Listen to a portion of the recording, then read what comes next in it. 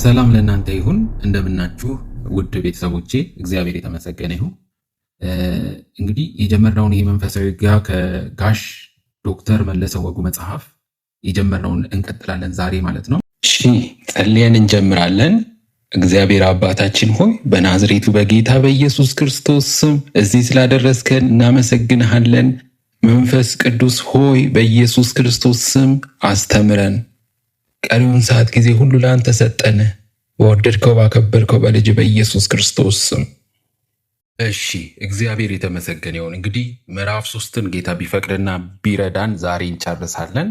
ከዛ የሚቀጥለው ሳምንት ደግሞ አዲስ ምዕራፍ 4ን እንቀጥላለን ማለት ነው። የሰይጣን ራሱን የሚደብቅባቸው ስፍራዎች የሚለው ላይ ነው ያለ ነው። እሱ ውስጥ ምን አይተናል? ሰይጣን ራሱን ከሚደብቅባቸው ስፍራዎች መካከል በራስ ወዳድነት የሚለውን አይተናል። ሌላኛው ደግሞ ራስን ከፍ ከፍ በማድረግ መንፈስ ውስጥ የሚለውን አይተናል።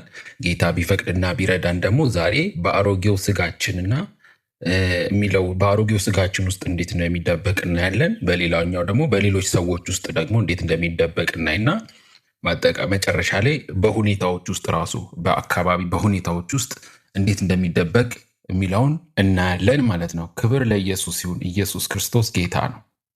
እሺ እንግዲህ በአሮጌው ስጋችን ውስጥ ሰይጣን እንዴት ይደበቃል የሚለውን ስናይ እግዚአብሔር ይባርካቸው፣ ጌታ ጸጋውን ያብዛላቸው። ዶክተር መለሰ ወጉ በጣም ቆንጆ አድርገው ነው ይህንን መጽሐፍ የጻፉት። ከእሳቸው መጽሐፍ እያጠናን እንግዲህ አሁን እዚህ ደርሰናል። መንፈሳዊ ውጊያ ማለት ነው። እንግዲህ በአሮጌው ስጋችን ውስጥ ሰይጣን የሚደበቀው ሕዝቅኤል 28ን ኮት እንዳደረጉት እንደገለጹት ሰይጣን ከመውደቁ በፊት ፍጹም እንደነበር የእግዚአብሔር ቃል ይናገራል። ባህሪህ ከተፈጠርክበት ጊዜ አንስቶ ክፉ ማድረግ እስከጀመርክበት ጊዜ ድረስ ፍጹም ነበርክ የሚለውን ማለት ነው። ባህሪህ ከተፈጠርክበት ጊዜ አንስቶ ክፉ ማድረግ እስከጀመርክበት ጊዜ ድረስ ፍጹም ነበርክ። እንግዲህ እኛ ስንወለድ ሳይሆን ስንፈጠር ፍጹም እንደነበርን ይታወቃል። አሁን ላይ ግን እንዲሁም አዳም በኃጢአቱ እስከወደቀበት ጊዜ ድረስ ምንም አይነት እንከን የማይገኝበት ፍጡር እንደነበር እናውቃለን። በኃጢአት ከወደቀ በኋላ ግን ባህሪው ልዩ መልክ ያዘ ማለት ነው። ምድርን የተረገመች ሆነች። በዛ ምክንያት ባህሪው የአዳም ባህሪ ልዩ መልክ ያዘ ማለት ነው። ሰይጣን እንዳደረገው ሰውም እያወቀ የራሱን ፍላጎትና ፈቃድ ከእግዚአብሔር ፍላጎትና ፈቃድ ማስቀደም ጀመረ። ሰው ሰይጣናዊ ተግባር ውስጥ የሚገባው ምንድን ነው? የእግዚአብሔርን ፍቃድ መቅደም እያለበት እያለ የራሱን ፍቃድ ሲያስቀድም ማለት ነው። ስለዚህ በዚህ ምክንያት በአመፀኝነት ምክንያት ፍጹምነትን ማጣት መጣ ማለት ነው። ሰው በእግዚአብሔር ላይ ሲያምፅ በሰይጣን ውስጥ ይታይ የነበረው መጥፎ መንፈስ በሰው ውስጥ ማደር መታየት ጀመረ ማለት ነው። ሰይጣን በአመፀኝነቱ ምክንያት እግዚአብሔር ወደ ምድር አምዘግዝጎ እንደጣለው ሁሉ ያው ሰውም ከምድረ ገነት ተባረረ ማለት ነው። በዚህ አይነት የመጀመሪያው ሰው ከእግዚአብሔር ጎን በመቆም ፋንታ ራሱን የሰይጣን ቡድን አባል ወይም ደግሞ ተባባሪ አደረገ ማለት ነው። ቀድሞ ምድር ሁሉ ለእርሱ የተሰጠች የነበረች በራሱ ፍቃድ የሰይጣን ቡድን አባል ከሆነ በኋላ ግን የበላይነቱን ለሰይጣን አስረከበ ማለት ነው። ለክፉ መግዛት ጀመረ ማለት ነው። ከዚያን ጊዜ ጀምሮ ሰይጣን የዚህ ዓለም ገዢ፣ የማይታዘዙ ሰዎች ንጉሥ ሆነ ማለት ነው። የዚህ ዓለም ገዢ ማን ሆነ? ክፋት ሆነ። አሁን እንደምናየው ማለት ነው። የዚህ ዓለም ገዢ እኮ ክፋት ነው። ገዢ ነን ተብሎ ብዙ ደም የሚያፈሰው የክፉ አሰራር ነው አይደለ? የፈለገ የሰለጠነ አገር ገዢ ንጹሕ ነኝ ቅዱስ ነኝ የሚል ሀገርም ቢሆን ይሄ እንዳው ዝም ብዬ በሚታየው ልተርጉምላችሁ በሚለው ነው እንጂ በሚታየው እንኳን በጣም እኔ ቅዱስ ሀገር ነኝ የሚል ቢሆን ሰዎችን ይገላል ማለት ነው። ሀይ ያለኝ ቢልም ራሱን ሰዎችን እየጠፋ እየገደለ እያሳደደ ብዙ ክፉ ነገር ሲያደርግ እናያለን በዚህ ዓለም ላይ ማለት ነው። ሲገዛ እናያለን። ከአዳም በኋላ የተፈጠሩትን ሰዎች ሁሉ ከአባቶቻቸው ያለመታዘዝን አመፅን ስለወረሱ ሁሉም ኃጢአተኞች፣ ሁላችንም ቢባል ጥሩ ነው። ሁላችንም ኃጢአተኞች ሆንን ማለት ነው። በአዳም አለመታዘዝ ምክንያት ብዙዎች ኃጢአተኞች ሆኑ እንደሚል ሮሜ 5:12 ማለት ነው። ሰው በኃጢአቱ ምክንያት ከወደቀ በኋላ የግል ፍቃዱ ወይንም ምርጫው አሁንም እንደተጠበቀለት ነው። ዛሬም ቢሆን ዛሬ ሰው ወደ እግዚአብሔር መምጣት ይችላል፣ ከእግዚአብሔር መራቅ ይችላል።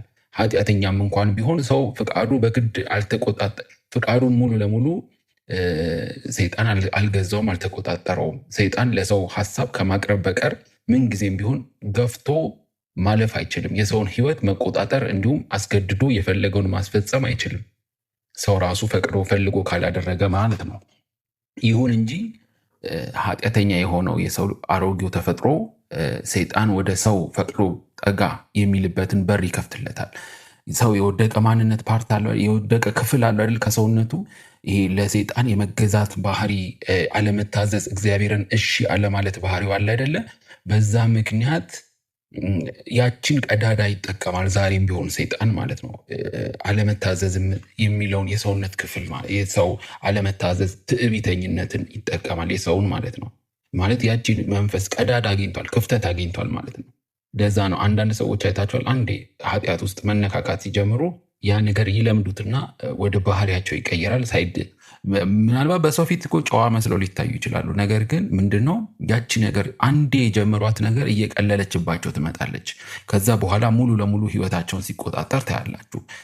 ስለዚህ አንድ ቀዳዳ ካገኘ ያችን ቀዳዳ ተጠቅሞ እንትን ይቆጣጠር እንጂ ሰው በግድ ጠምዝዞ ሰውን እኔ እንደዚህ ካላረኩ ብሎ ሰይጣን በፍጹም ማንንም ሰው ሙሉ ለሙሉ መቆጣጠር የሚችልበትን የሰውን ፍቃድ አልገዛም፣ አልተቆጣጠርም ማለት ነው። ግን የሰውነት ሰው የወደቀበት ተፈጥሮ አሮጌው ተፈጥሮ ከሰው ጋር ስላለ እስካሁን ድረስ እኛ ጋር አለ እኮ ሁላችንም ጋር እና ሰይጣንም በተከፈተለት ቀዳዳ በመጠቀም የሰውን ፍላጎትና ምኞት መንካትና ማባበል ይጀምራል። ይሄ የሰው ፍላጎት አይታችኋል። ከፍ ከፍ ማለት፣ ራሱን እንትን ማለት፣ ይሄ ራስ ወዳድነት ከራስ ፍቃድ። ሁልጊዜ እኮ የእግዚአብሔርን ፍቃድ የምናስቀድም ከሆነ የሚያብለጨልጭ ወርቅ ብር እንኳን ቢመጣልን በቀላሉ አንሸወድም ማለት ነው። እንኳን የሚያብለጨልጩ አሉ አይደለ? ልክ እንደ ኤሳው በምግብ ምስር ወጥ እንደተሸወደው አይነት በሆድም በገንዘብም በዝሙትም በስጋም በፍላጎትም በየትኛውም አይነት ነገር ቀዳዳ አያገኝም። መቼ እግዚአብሔርን ፍቃድ ነው ወይስ አይደለም ብለን ትንሽ ቆም ብለን ማስተዋል ብንችል ማለት ነው እንጂ ሙሉ ለሙሉ ፍቃዳችንን ሰይጣን አልተቆጣጠረው ማለት ነው። ብዙ ጊዜ ደግሞ ሰው እዚህ ነገር ላይ እኔም በጣም የሚገርመኝ የምናውቀው ሰው ከሌለ በድብቅ ብቻችንን ስንሆን ነው ይሄን ነገር ደግሞ የበለጠ የሚያጠቃው ማለት ነው። ይሄ ነገር ኃጢአት ብሰራ እዚህ ጋር ማን ያየኛል የሚል ነገር ማለት ነው። እዚሁ ዩቲዩብ ላይ አይታችሁ ከሆነ ፍሮንት ፔጁ ላይ ሰው ምን ይለኛል የሚል ግጥም አለኝ። ስነ ጽሁፍ ነገር ነው፣ ግጥም እንኳን ሳይሆን የጻፍኩት አለ። ሰው ምን ይለኛል ብለን ነው እንጂ የምንፈራው እግዚአብሔር ምን ይለኛል። እግዚአብሔር በሁሉ ስፍራ እንዳለ ራሱ እንዘነገዋለን ማለት ነው። ስለዚህ ይሄ አሮጌው ማንነታችን በተደበቀ ማንነት ውስጥ ይሰራል። እያንዳንዱ አማኝ ባለመታዘዝ መንፈስ ምክንያት የመጣ የተሸነፈ ስጋዊ ተፈጥሮ በውስጡ ይኖራል ማለት ነው። ውስጡ የሰው ልጅ ውስጥ ምን አለ? የተሸነፈ ስጋዊ ተፈጥሮ አለው። የተሸነፈ ፓርት አለ። የሆነ ጊዜ ላይ ተሸንፏል። ለዛ ነው አይታችሁ ከሆነ ይፈራል። የሆነ ሰዓት ላይ ለምሳሌ ባለፈው ስነግራችሁ በተለይ በጌታ የሆኑ ሰዎች መጽሐፍ ቅዱስ ያነበቡ ሰዎች እባብ አሳች ነው፣ ክፋት ነው፣ ሰዎችን ውድቀት ላይ ምናምን ልክ ቤቱ ሰፈሩ እባብ ሲያይ ድንግጥ እንደሚለው ቻይናዊ ግን ምንም ስለ ክርስቶስ ስለ ጌታ ስለ እባብ ስለ አሳች የማያውቅ ሰው ልክ እባብ ሲያይ ምንድን ነው የሚያደርገው? ደስ ብሎ ዘሎ እንደምንም ብሎ ይዞ አግኝቶ ለመጥበስና ለመብላት ነው የሚፈልገው። ምክንያቱም እባብ በጣም ቆንጆ ስጋ ጣፋጭ አድርጎ በደንብ አድርጎ ይሰራዋል። ለምን እንደኛ ሀገር የበሬ ስጋ ውድ ስንት ሺህ ብር አውጥቶ ይገዛል ማለት ነው። በቀላሉ አይጥ ማየታችሁ ከሆነ አይጥም ካገኘ ዋው ብሎ ደስ ቤቴ ድረስ መጣሽ ብሎ ነው አይጥ።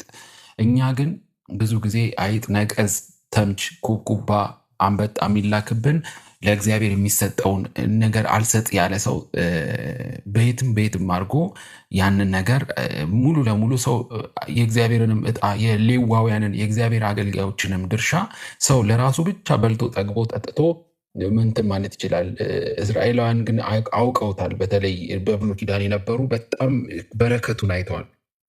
እያንዳንዱ ከሚያገኙት ነገር ላይ ከእያንዳንዷ ነገር ነው። በነገራችን ላይ እኛ የማንሰራው ሂሳብ አለ እግዚአብሔር ፊት። ያንን ቆንጆ የሆኑ አይጦችና ተምቾች እየተላኩ ይቦጠቦጡትና ሲበሉት ነው ያኔ ዞሮ ዞሮ ለእኛ ያልሆነው ነገር ትርፍ የሆነ ነገር አለን ሁልጊዜ መስጠት ያለብን ለእግዚአብሔር ትርፍ ያል። እንደውም አይታችሁ ከሆነ መጽሐፈ ሩት ላይ ቦዔዝ የእስራኤል ሕግ ላይ በሙሴም የተሰጠው ሕግ ላይ ጠብቆ ሲሄድ ታያላችሁ።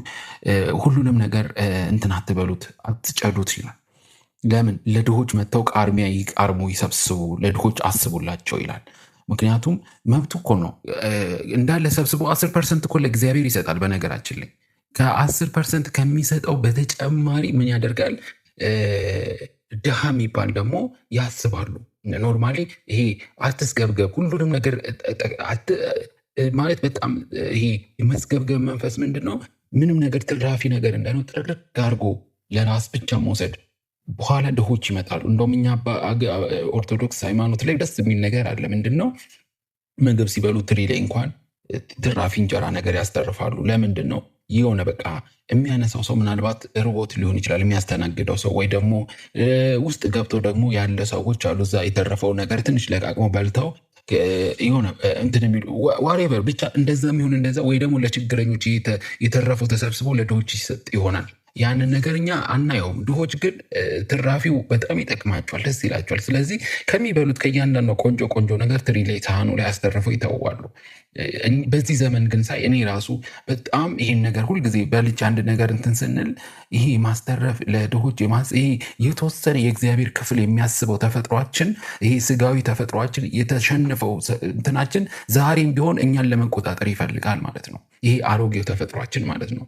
ደህንነት በሚያገኝበት ወቅት ግን እኛ ልክ በክርስቶስ አገኘን ስንባል ግን በመንፈስ ቅዱስ አማካኝነት ያ ሰው አዲስ ተፈጥሮን መልበስ ነው ያለበት። አዲስ ተፈጥሮ ነው ማንነት ውስጥ መመላለስ ያለበት እንጂ አሮጌው ተፈጥሮ ፈጽሞ በእርግጥ አንድ ሰው ጌታን ተቀበለ ዳግም ተወለደ ሲባል አሮጌው ተፈጥሮ ፈጽሞ ይጠፋል ማለት አይደለም። አይጠፋም።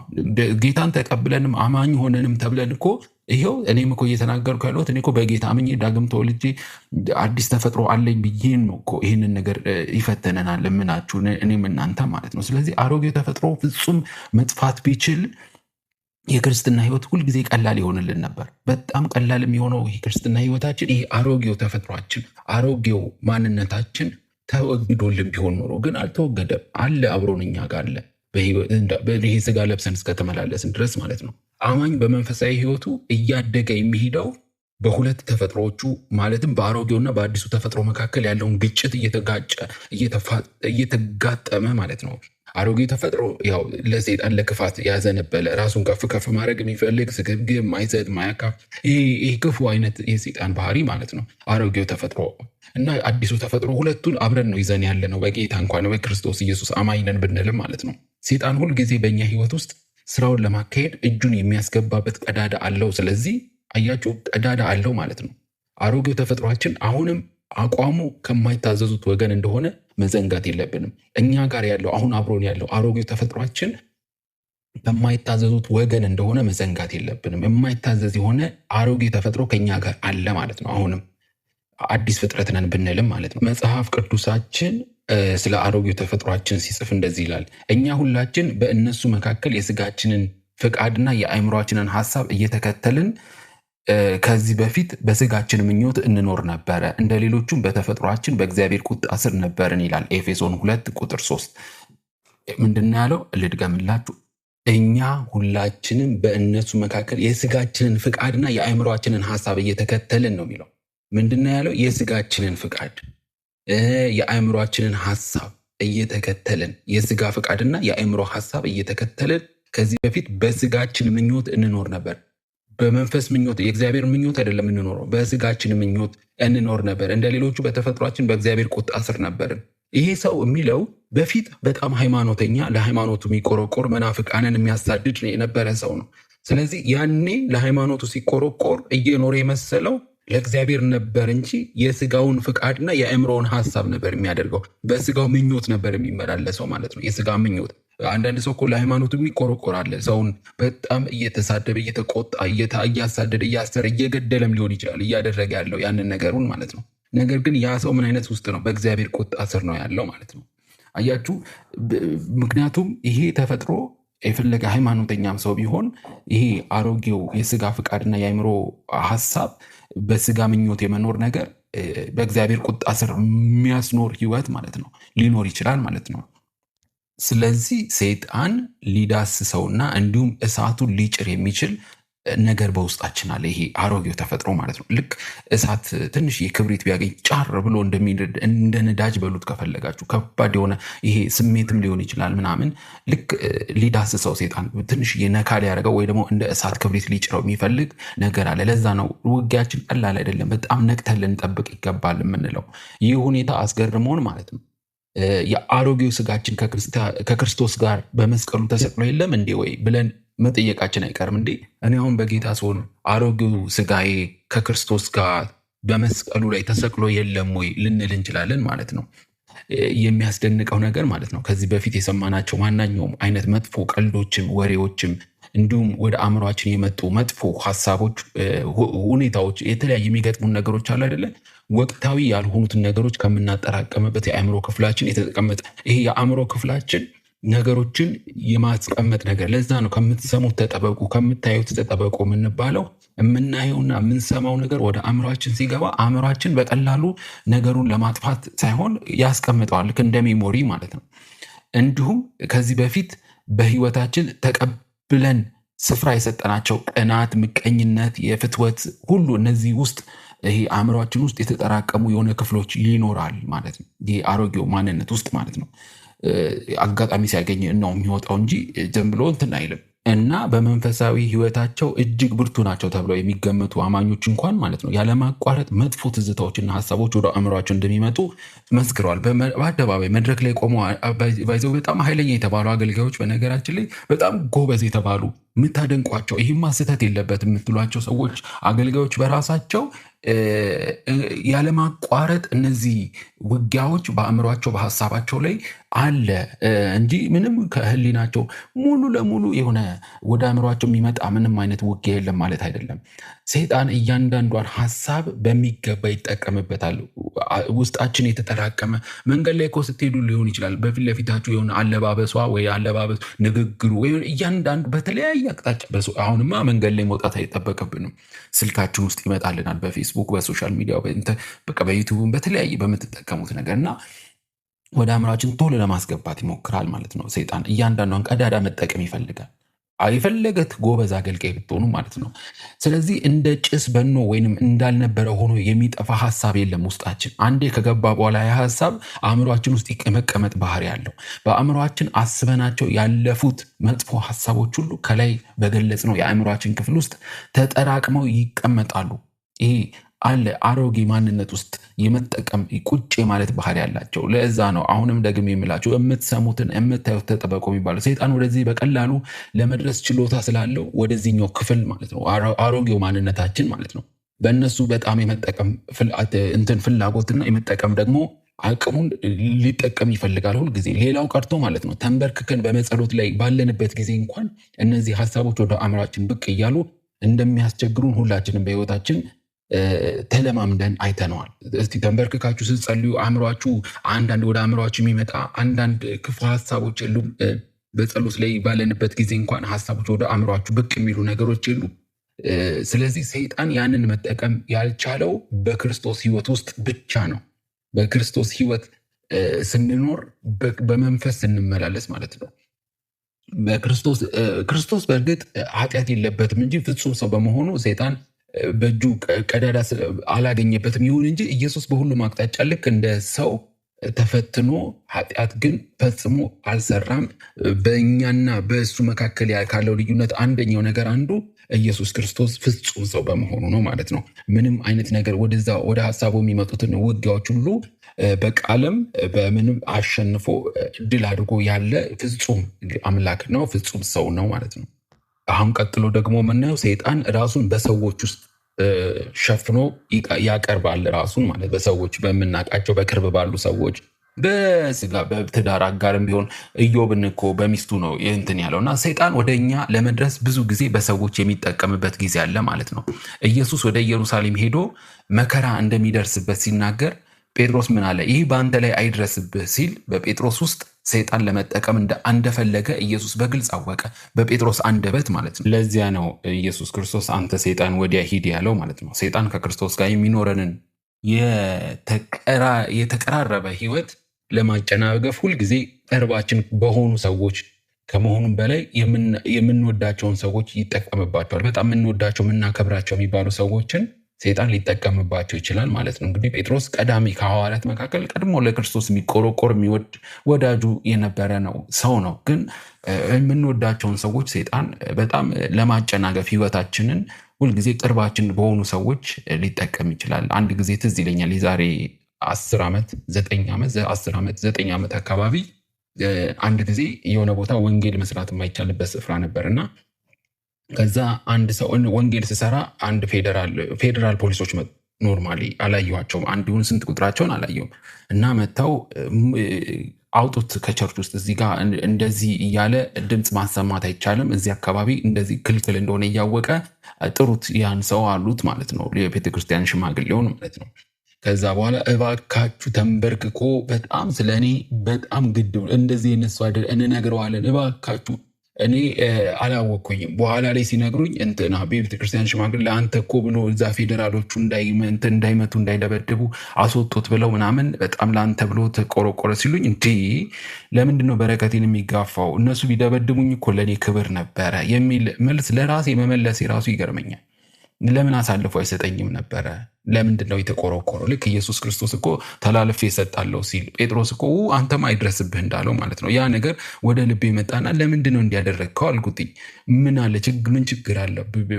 ቢደበድቡኝ ቢገሉኝም ነገ ወደ ጌታ ነው የሚሄደው። ግን አይገሉኝም። አክቹዋሊ ግን አትሊስት የተወሰነ ቢደበድቡኝ ነው።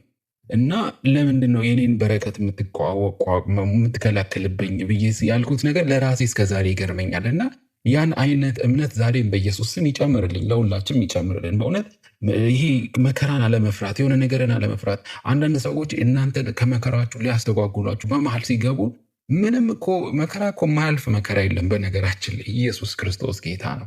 እና ለምሳሌ እዚህ ጋር አሁን እየተናገርን ያለነው ውስጥ አሁን እያወራን ያለነው ሰይጣን በሰዎች ሽፋን ሆኖ ራሱን ሊያቀርብ ይችላል። ለምሳሌ በአቋሟ መኖር የማትችል ብኩን ሴት፣ ለምሳሌ ዝም ብላ የምትባክ ገንዘብ ዝም ብላ የማይበቃ ሴት ባሏን ከአቅሙ በላይ እንዲኖር በማድረግ ዕዳ ውስጥ በመክተት የመከራ ጽዋ እንዲጠጣ ማድረግ ትችላለች ማለት ነው። እሱን በብዙ ነገር ልትፈትነው ትችላለች።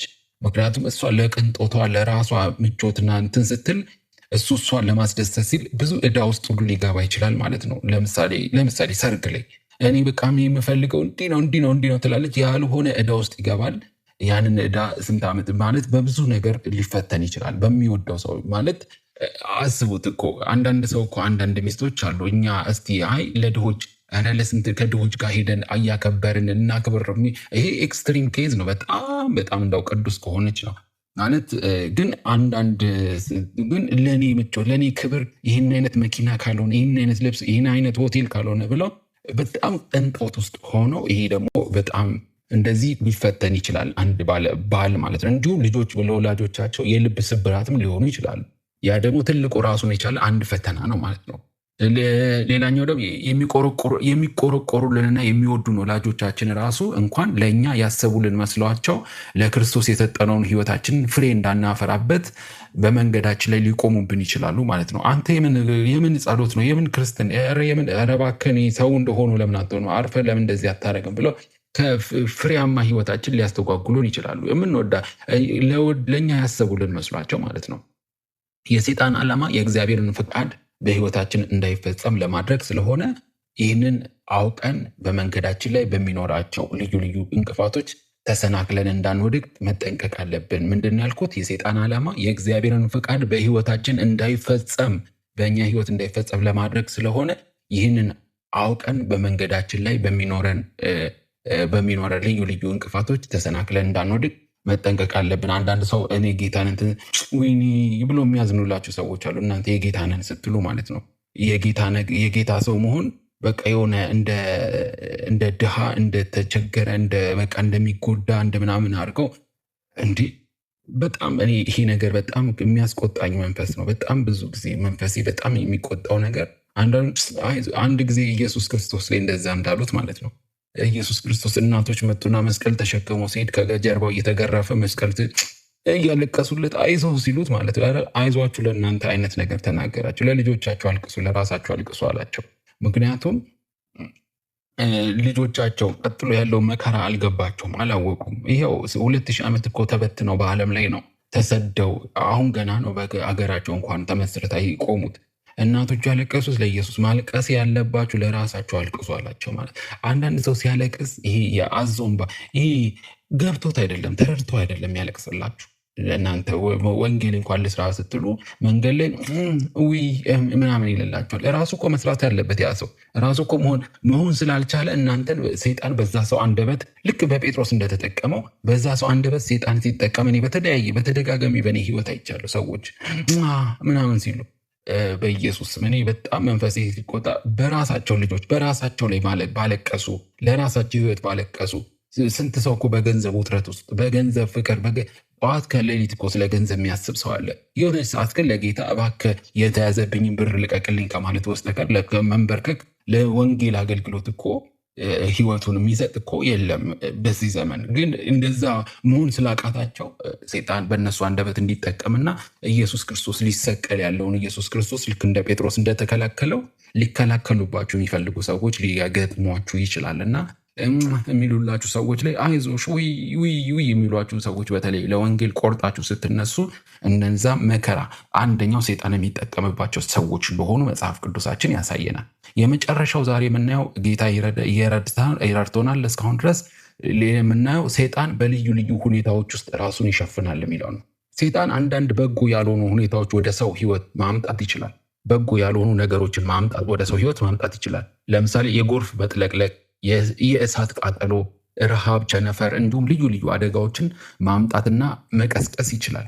ከላይ ያየናቸው ነገሮች ሁሉ ክፉ ቢሆኑም ሁኔታዎቹን ይሄ ክፉ ነገሮች ማለት ነው። በሽታም ሊሆን ይችላሉ፣ የጎርፍ አደጋ፣ እሳት ቃጠሎ፣ ረሃብ፣ ምንም ከበሽታ ጀምሮ ሁሉም ነገር ሊደረስ ይችላል። ታዲያ ግን ሁኔታዎችን እግዚአብሔር ለበጎ የሚጠቀምበት ጊዜ ደግሞ ሁል ጊዜ አለ ማለት ነው። ለምሳሌ አንድ ከተማ ውስጥ የፈነዳ ቦምብ የብዙ ሰዎችን ህይወት ያጠፋ ቢሆንም እንኳን በዚያ አደጋ ውስጥ የእግዚአብሔር ክንድ የክርስቶስ አንድነትና ፍቅር በተለያየ መንገድ መታየት ይችላል ማለት ነው። በህብረት በቅዱሳን ውስጥ በእርስ በርስ በመረዳዳት በፍቅር በዚህ ዓለም ለሚፈጠሩ ልዩ ልዩ አደጋዎችና ጥፋቶች ምንጩ ሰይጣን ነው። ሰይጣን እግዚአብሔር በክፉ አይፈትንም ይላል እና ሰይጣን መፍጠር አይቻል እንጂ ራሱ ሊፈጥር አይቻል እንጂ ማጥፋት ግን ያውቅበታል ማለት ነው። አዲስ ነገር መፍጠር ባይችልም ግን ደግሞ በተፈጠሩት ነገር አሁን ለምሳሌ ዩራኒየም የሚባል ነገር እግዚአብሔር ፈጥሯል። ዩራኒየም ለኢነርጂ ሊጠቀም ዩራኒየምን ደግሞ ሰይጣን የበለጠ ያጎለብተውና ምን ያደርገዋል? ኒውክሌር ቦምብ ወደ ማድረግ ሰዎች እንዲሄዱና ለጥፋት እንዲጠቀሙበት እግዚአብሔር ያንን ነገር የፈጠረው ለበጎ ቢሆንም ግን ደግሞ ሰይጣን ወደ ጥፋት ሊጠቀምበት ይችላል ማለት ነው። አማኞች በህይወቴ እንዲደርስ እግዚአብሔር ለምን ፈቀደ ብሎ በእግዚአብሔር ላይ አኩርፎ ከእርሱ እንዲሸሽ ያለውን ሀብትና ንብረት በተለያየ ምክንያት እንዲጠፋበት የሚያደርግበት ጊዜ አለ ሰይጣን ማለት ነው። ልክ አንድ አማኝ ህይወቱ ላይ የሆነ በጣም ውጥረት ውስጥ ሊገባ ይችላል። በህይወቱ እግዚአብሔር ለምን እንዲያደርግብኝ ፈቀደ? ለምንድን ነው እንደዚህ የሚገጥመኝ? እግዚአብሔር ጌታ እያልኩኝ ብሎ በእግዚአብሔር ላይ አኩርፎ ሊያኮርፍ ይችላል። ከእግዚአብሔርም ሊሸሽ ይችላል፣ ወይ ከቸርችም ከምንም ማለት ነው። ሀብትና ንብረቴን በተለያየ ምክንያት እንዲጠፋብኝ ለምን ያደርጋል እግዚአብሔር? እኔ ምን አረኩትኝ ሊል ይችላል። ሰይጣን ይህንን መንገድ ተጠቅሞ ሊያሸንፋቸው ካልቻላቸው ሰዎች መካከል አንደኛው ኢዮብ ነው። ሀብቱን ንብረቱን ምንም እንኳን ጤንነቱን እንኳን ወስዶበት ግን ከእግዚአብሔር ላይ ክፉ ነገር ያልተናገረ ኢዮብ ነው። እግዚአብሔር ሰጠ፣ እግዚአብሔር ነሳ፣ ስሙ ይባረክ በማለት በማጣቱ እንኳን እግዚአብሔርን አመሰገነ። ሰው ሲያጣ ብዙ ጊዜ ያጉረመርማል፣ ያኮርፋል፣ መጸለይ ራሱ ያቅተዋል። የሆነ በጣም በተለይ ደግሞ መከራ የዘገየች ተስፋ ልብን በጣም ታርዳለች። ልብ በጣም እየቀዘቀ ውስጣችን በጣም ሊደክም ይችላል። ብዙ ተስፋችን ረጅም ሲቆይብን ማለት ነው። ያንን ከሙሴ እንኳን ብታዩ በጣም ብዙ ዓመት ቆየ። ለጌታ ሕዝብ ብሎ ከተሰደደ 1 ዓመት 2 ዓመት 3 ዓመት ብቻ አይደለም 40 ዓመት አለፈው። ከዛ አረጀ፣ ሸመገለ። ከዚህ በኋላ እግዚአብሔር ይጠቀምብኛል ብሎ ሲያስብ እግዚአብሔር ግን በ80 ዓመቱ ላይ ተጠቀመበት። ምንም የሚያስቸኩለን ነገር የለም። ራሱ እግዚአብሔር በፈለገው ጊዜ በእኛ ህይወት መስራት ይችላል።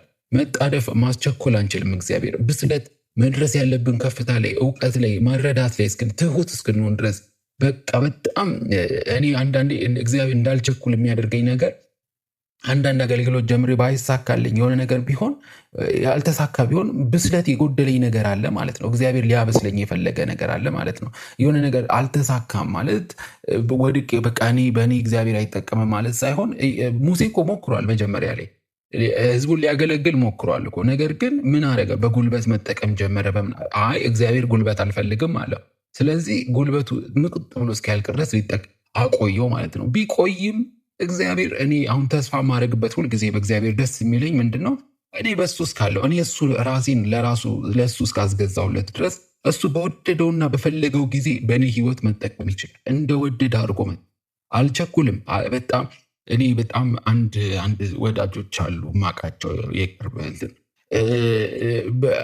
አገልግሎትን በሳይኮሎጂ በቃ ሰዎችን አጥምዶ በቃ እንደምንም አድርጎ እዚህ አካባቢ እኮ እዚህ ጋር ቸርች በከፍት እኮ እዚህ ጋር እንደዚህ ያዋጣኛል በሚል በማዋጣትና በቢዝነስ አስበውት የሚከፍቱ አሉ። ይኸውላችሁ ቅባቱ ካለ በራችሁ ተንኳክቶ የእግዚአብሔር ቅባት ቤቷችሁ መምጣት ይችላል እንጂ ሁኔታዎች አይደሉም እናንተን ገበርን የሚያደርጋችሁ። የእግዚአብሔር መንፈስ ነው። እግዚአብሔር ከእናንተ ጋር ካለ ማንም ሊቋቋማችሁ አይችልም። ማንም ሊገዳደራችሁ አይችልም። የእግዚአብሔር ክብር የእግዚአብሔር ጸጋ በእናንተ መገለጡ አያቆምም። ሁልጊዜም ቢሆን እግዚአብሔር ይፈልጋችኋል፣ ይፈልገኛል። እርግጠኛ ነኝ እኔ እግዚአብሔር በጣም በእኔ ህይወት እንደሚሰራ አምናለሁኝ፣ አልጠራጠርም። ስለዚህ ሁኔታዎች እኔን እንትን አይሉ። ስለዚህ እግዚአብሔር ቢሰጥም እግዚአብሔር ቢነሳም እግዚአብሔር ስም ብሩክ ይሁን አለ ኢዮብ ማለት ነው። እግዚአብሔርን አመሰገነ። በሌላ መልኩ ደግሞ ሀብት፣ ብልጽግና የክርስቲያኑን ህይወት ሊያቆሽሽ ከእግዚአብሔር ጋር ያለውን ግንኙነት ሊያቀዘቅዝ እንደሚችል ሰይጣን ስለሚያውቅ ማለት ነው አማኝ የሚበለጸግበትን አንዳንድ ጤናማ ያልሆኑ ሁኔታዎችን አመቻችቶ የሚያቀርብበትም እንዲሁም አቋራጭ መንገዶችን የሚዘረጋበትም ጊዜ ስላለ ከእግዚአብሔር ፈቃድ ውጭ እንዳንወጣ መጠንቀቅ አለብን። በጣም ይሄ መንገድ ራሱ ለእኔ ብዙ ጊዜ አይቼዋለሁ። ብዙ ጊዜ ይፈትነናል። ብልጽግና፣ ሀብትና ክብር በቃ በጣም በዚህ በክብር በከፍታ በብልጽግና በስኬት ራሱ ብዙ ሰው ጠፍቶ የወደቀ ሰው አለ። እንዲህ አይነት የማይመች ለአእምሮ በማይመች ሁኔታ ነገሮችን ሊያመቻችልን ይችላል። ይህም በሁኔታዎችን ሰይጣን የሚጠቀምበት መንገድ ነው ማለት ነው። እንግዲህ እነዚህን ሁሉ አይተናል። ጌታ ረድቶናል፣ እዚህ አድርሶናል። ስሙ የተባረከ ይሁን። ዛሬ ትንሽ ፈጠን ያልኩት የሚረዝምብኝ መስሎኝ ነበር፣ ግን ሳየው ጥሩ ሰዓት ላይ ነው። እግዚአብሔር የተመሰገነ ይሁን። ምዕራፍ 4 የአማኝ ጠላቶቹና የሚያደርሱበት ጥቃት ነው። በእኔና በእናንተ ላይ የእኔና የእናንተ ጠላቶች እነማን ናቸው? የሚያደርሱብን ጥቃት ምን አይነት ጥቃት ነው ሊያደርሱብን የሚችለው የሚለውን እናያለን። ምዕራፍ 4 ላይ እስከዚህ ድረስ ያደረሰን ጌታ ስሙ የተባረከ ይሁን። የምንኖርበት ዘመን ሰይጣን እንቅስቃሴው እንዴት ነው፣ አሰራሩ እንዴት ነው ብለን በተለይ እኛ ውጊያ አለብን። ሁላችንም ውጊያ ውስጥ ነው ያለ ነው። እንዲሁ የተኛን ሰዎች አይደለንም፣ ውጊያ ላይ ነው ያለ ነው። በጣም ነቅተን መንቀሳቀስ ባለብን ሁኔታ እንድንንቀሳቀስ እግዚአብሔር ይህንን ትምህርት እንድንማር እድል ሰጥቶናል። መንፈሳዊ ውጊያ በሚል በዶክተር መለሰ ወጉ እግዚአብሔር ዘመናቸውን፣ ህይወታቸውን፣ ኑሯቸውን፣ ትዳራቸውን፣ ልጆቻቸውን፣ አገልግሎታቸውን፣ ሁሉ ነገራቸውን በጌታ በኢየሱስ ስም እግዚአብሔር ዶክተር መለሰ ወጉን ይባርካቸው፣ ጸጋውን ያብዛላቸው። እናንተም እዚህ ጋር እያዳመጣችሁ ያላችሁ ወንድም እህቶች በጌታ በኢየሱስ ስም እግዚአብሔር ይባርካችሁ፣ ጸጋውን ያብዛላችሁ። ጌታ ከእናንተ ጋር ይሁን። በነገር ሁሉ በኢየሱስ ስም ተባርካችሁ ለበረከቱ ነው። አደራ በጌታ ፍቅር መላችሁ ሰብስክራይብ፣ ሼር፣ ላይክ፣ ኮመንት ብታደርጉ ለብዙዎች ጋር መድረስ ይችላል። ሼር አድርጉት። ላይክ በማድረግ ሌሎች ጋር መድረስ ይችላል። በተረፈ ግን እኔንም እግዚአብሔር ስለረዳኝ በእውነት እግዚአብሔርን ከልቤ አመሰግናለሁ። የረዳኝ አምላኬን አመሰግነዋለሁ። እናንተንም ጌታ ባላችሁበት ቦታ በጌታ በኢየሱስ ስም ባርኮ ለበረከት ያድርጋችሁ። በጌታ በኢየሱስ ስም በዚህ ትምህርት እግዚአብሔር በብዙ እያነቃኝ እንደሆነ አምናለሁኝ። ሁሉ ደግሞ ሲሆን ክብሩ ተጠቅልሎ ለሱ ለእግዚአብሔር ይሁን። ኢየሱስ ክርስቶስ ጌታ ነው። ዶክተር መለሰ ወጉንም ባሉበት ቦታ እግዚአብሔር በኢየሱስ ስም ይባርካቸው። እግዚአብሔር ሆይ እናመሰግናለን። በጌታ በኢየሱስ ክርስቶስ ስም ጌታ በቅርብ ይመጣል። ኢየሱስ ጌታ ነው። እግዚአብሔር የተመሰገነ ይሁን።